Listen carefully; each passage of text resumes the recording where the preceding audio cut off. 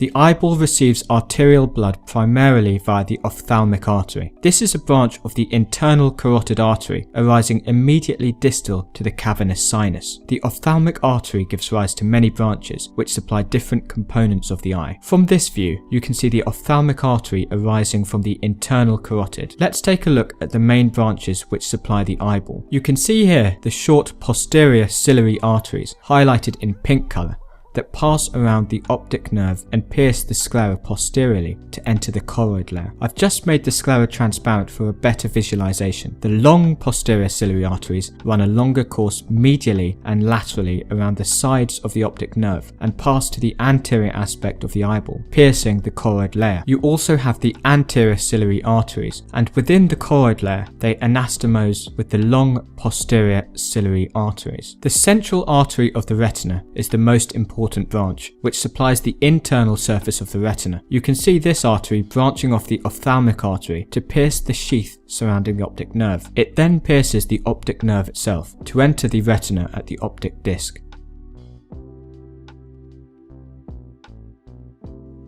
The retinal branches are visible on fundoscopy, and you can see from this view an approximation of what these retinal branches would look like. Venous drainage of the eye is carried out by the superior and inferior ophthalmic veins. There are 4 large veins: the vorticose veins, seen here in light blue, which drain the posterior quadrants of the eyeball. You can see these 2 superiorly located vorticose veins draining the posterior superior quadrants to the superior ophthalmic vein. Likewise, inferiorly, these 2 vorticose veins draining the posterior inferior quadrants to the inferior ophthalmic veins. The ophthalmic veins then drain into the cavernous sinus, which you can see here situated within the sphenoid bone, just lateral to the sella turcica. In addition to these veins, there is also a central retinal vein, which you can see here. This accompanies the central retinal artery. So that's a brief look at the vascular supply of the eyeball. If you have found this video useful, click like below and subscribe for more videos on anatomy. Thank you for watching.